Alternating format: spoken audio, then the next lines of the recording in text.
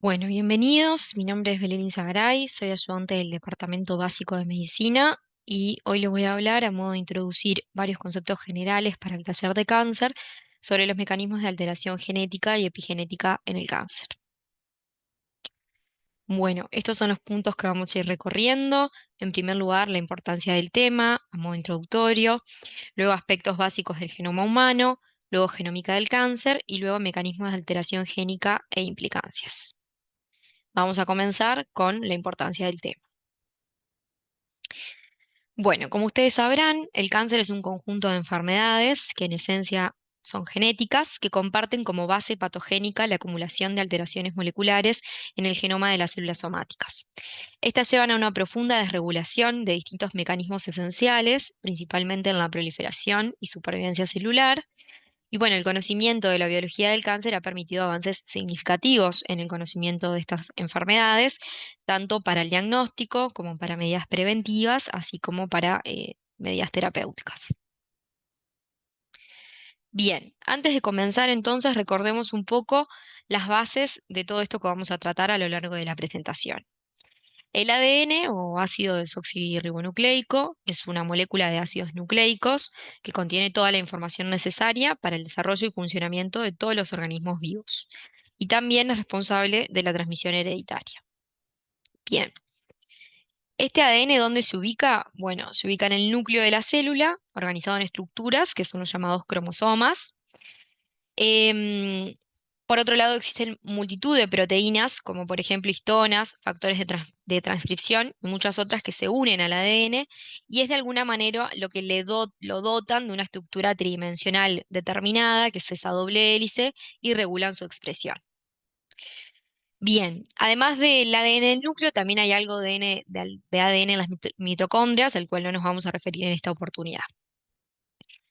Bien, desde el punto de vista químico, el ADN entonces está compuesto por dos hebras helicoidales, como si fuera una escalera de caracol, en la que cada escalón está compuesto de un par de unidades llamadas nucleótidos, que los mismos están unidos por puentes de hidrógeno, o sea que es un polinucleótido. Bueno, acá vemos un poco mejor cómo se compone específicamente cada nucleótido. Como se ve en la imagen, cada nucleótido está formado por un glúcido, que es la desoxirribosa, una base nitrogenada, que puede ser una de estas cuatro: adenina, timina, citosina o guanina, y un grupo fosfato que formaría las barandas de la escalera, como vamos a ver ahora en la próxima diapositiva. Lo que distingue a un nucleótido de otro es la base nitrogenada. Es importante destacar que estas no se combinan al azar, sino que siempre se unen de la misma manera: adenina con timina y citosina con guanina. Y esto es muy importante dado que el código genético se especifica nombrando la secuencia de letras de sus bases a lo largo de la cadena. Es decir, que esta disposición es la que codifica básicamente la información genética. En este código genético, cada tres pares de bases se forma lo que se conoce como codón, y bueno, y estos pequeños fragmentos de ADN son los que crean diferentes aminoácidos que finalmente forman las proteínas. Esto sería lo que les mostraba, la escalera en forma de caracol, donde, como se ve, las barandas son los grupos fosfato y los escalones las bases nitrogenadas. Bien, con respecto al dogma central de la biología molecular. Como deben recordar, el dogma central de la biología molecular surge aproximadamente en 1970 y decía que la información contenida en el ADN se transcribía a ARN y ésta se traducía a una proteína. A su vez, el ADN se replicaba para la división celular y bueno, si bien esto es cierto, esta teoría se ha ido modificando para ampliar su alcance gracias a los grandes avances científicos de las últimas décadas. Bueno, esto es una imagen para recordar. Como se ve en la imagen, en la transcripción, una polimerasa abre la hélice y copia una de las cadenas, generando un ARN mensajero.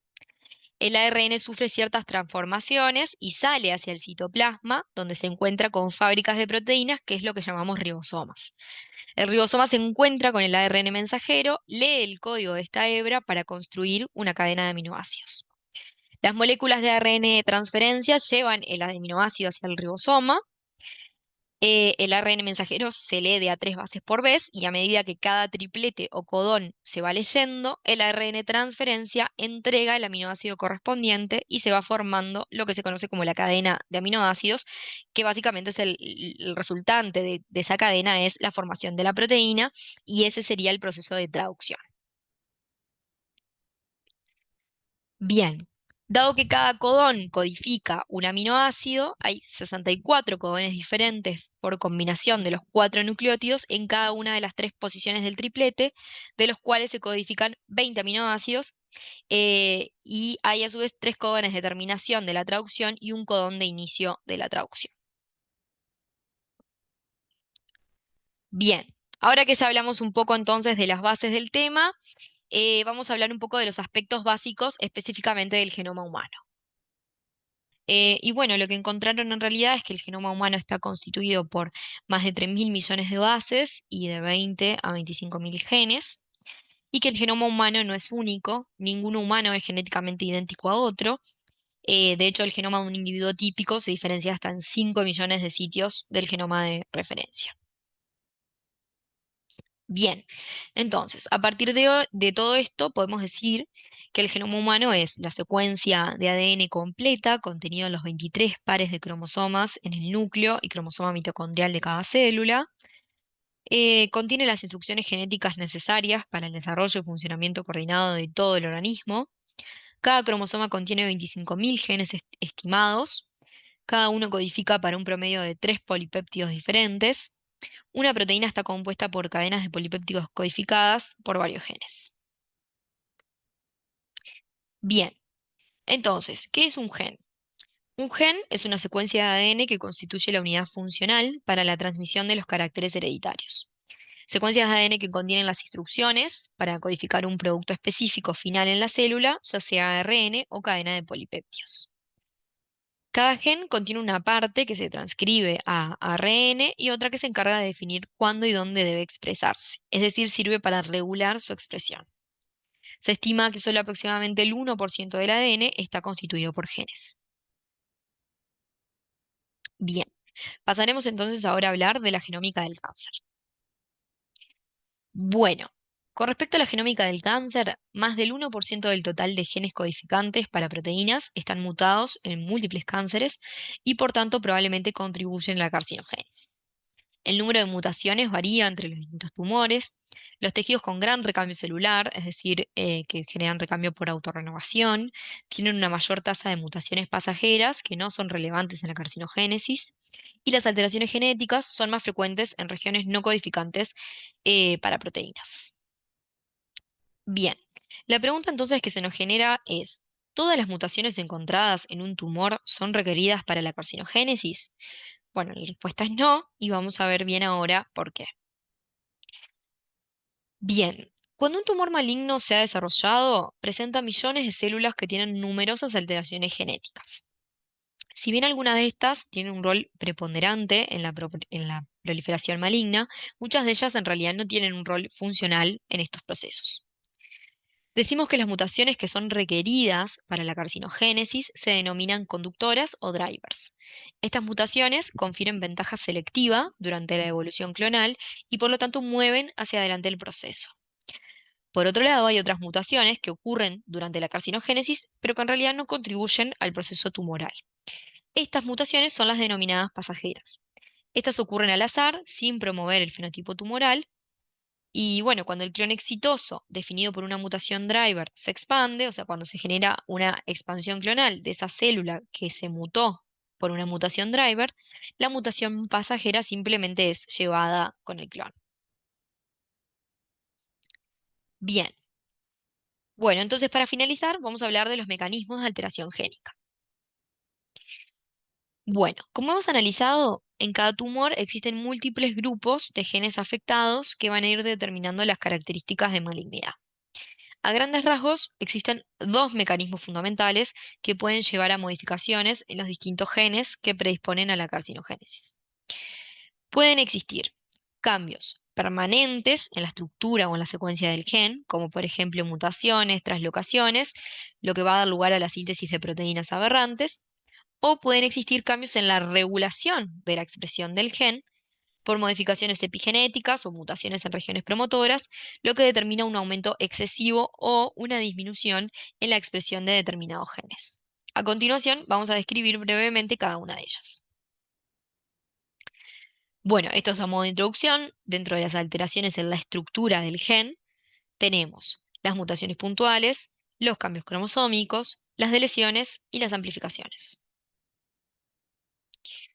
Bien, con respecto a las mutaciones puntuales, la mutación puntual se define como cambio, como el cambio en una base de ADN que consecuentemente generará un cambio en el aminoácido para el cual codifica ese segmento del gen y por lo tanto esto genera un cambio muy importante en la función de la proteína o en la regulación de su expresión, predisponiendo a la neoplasia. Bien. Por otro lado, podemos tener cambios cromosómicos, que contrariamente a las mutaciones puntuales, son cambios que las mutaciones puntuales en realidad son cambios relativamente sutiles. El daño genético que afecta a grandes segmentos cromosómicos es básicamente un daño mucho mayor, em, que incluso puede hasta detectarse en un cariotipo. Las anomalías de cariotipo son muy frecuentes y no son aleatorias, habiéndose identificado en la mayoría de leucemias, linfomas, en muchos sarcomas y en un número creciente de carcinomas. A su vez, estas anomalías pueden contribuir con el diagnóstico de la enfermedad y muchas veces también permiten sellar el pronóstico de la enfermedad.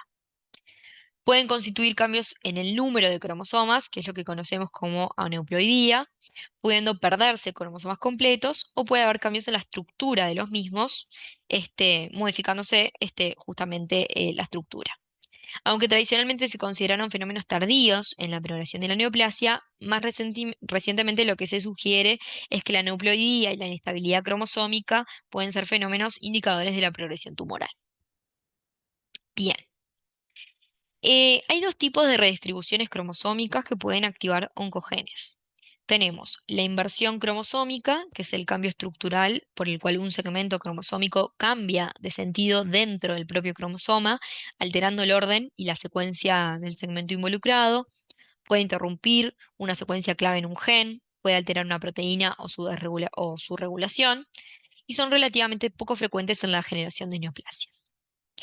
Por otro lado, las translocaciones cromosómicas son mucho más frecuentes, principalmente en las neoplasias hematológicas, y pueden activar oncogenes fundamentalmente por dos mecanismos. Un mecanismo es la alteración de la regulación de la expresión génica por el intercambio de sus elementos reguladores con los de otro gen. Un ejemplo de este mecanismo lo encontramos en los linfomas de Burkitt, donde hay una translocación entre el oncogen MYC del cromosoma 8 hacia el cromosoma 14. En la mayoría de los casos, la translocación causa una mutación o pérdida de las secuencias de regulación de MYC, generando por tanto una expresión constitutiva de este oncogen. Por otro lado, puede haber formación de genes de función híbridos en muchos tumores hematopoyéticos, sarcomas, en algunos carcinomas también. Las translocaciones permiten que secuencias no relacionadas normalmente de dos cromosomas diferentes se recombinen y formen genes de fusión híbrido que codifican para proteínas quiméricas que promueven de forma diversa el crecimiento y la supervivencia o que refuerzan la autorrenovación y la diferenciación de las células. El ejemplo más característico de este grupo es el cromosoma Filadelfia, característico de la leucemia mieloide crónica y de un subgrupo de leucemias linfoblásticas agudas. Bien, ay, perdón. Luego entonces podemos tener las deleciones, que se produce cuando hay pérdida de material genético, ya sea de pocas bases hasta de exones enteros. Estas representan el segundo cambio estructural más prevalente en la transformación tumoral después de la translocación. Las deleciones son más frecuentes en tumores sólidos y se han asociado a la pérdida de genes supresores tumorales. Y por último tenemos las amplificaciones génicas, que se caracterizan por la reduplicación y ampliación de una secuencia de ADN que lleva a la sobreexpresión de un gen, generalmente un oncogen. Al aumentar el número de copias del gen, el cromosoma se sintetiza en exceso, perdón, la oncoproteína, y un ejemplo claro de esto es CELER2 en cáncer de mama. Bueno, entonces ya hablamos de las alteraciones de la estructura o secuencia del gen, pasaremos ahora a las alteraciones de la regulación de la expresión. Antes de comenzar, vamos a explicar un poco el concepto de epigenética. La epigenética es el estudio de los mecanismos que regulan la expresión de los genes que ocurran modificaciones en la secuencia del ADN. Establece la relación entre las influencias genéticas y ambientales que determinan el fenotipo. Para comprender la epigenética debemos recordar primero cómo el ADN se organiza tridimensionalmente. El ADN se organiza de esa manera en lo que conocemos como cromosomas. La cromatina es un complejo nucleoproteico integrado por ADN y proteínas como las histonas, cuya unidad básica es el nucleosoma, y las modificaciones epigenéticas básicamente son cambios a nivel de esa cromatina que establecen y propagan diferentes patrones de expresión génica sin involucrar cambios permanentes en la secuencia del ADN. De este modo pueden provocar incremento o disminución de la expresión de determinados genes. Bien, entonces, la cromatina puede existir bajo la forma de heterocromatina, es decir, regiones compactadas que son transcripcionalmente inactivas, dado que la maquinaria transcripcional, es decir, las polimerasas, no pueden ingresar a leer la secuencia genética, o por lo contrario puede estar como eucromatina, que son regiones descompactadas y aptas para la transcripción. Normalmente la heterocromatina se divide en constitutiva, permanentemente silente y facultativa, que si bien está bajo un estado silente, puede activarse, por ejemplo, bajo un estímulo genético o ambiental. Bien, las modificaciones epigenéticas más conocidas son la metilación del ADN y las modificaciones posttraduccionales covalentes de histonas. Sin embargo, también se han agregado nuevos elementos como la conformación y posición del nucleosoma, cortes a nivel de las colas de las histomas y los ARN no codificantes reguladores. Hablaremos ahora brevemente de cada uno de ellos. Bien, con respecto a la metilación génica, consiste en el agregado de un grupo metilo a una citosina mediante la enzima ADN metiltransferasa. En la mayoría de los casos, el grupo metilo interfiere en la interacción entre los factores de transcripción y las secuencias de ADN reguladoras, al impedir el reclutamiento del complejo de transcripción que activa la ARN polimerasa. O sea, es como que pone una barrera mientras se está leyendo.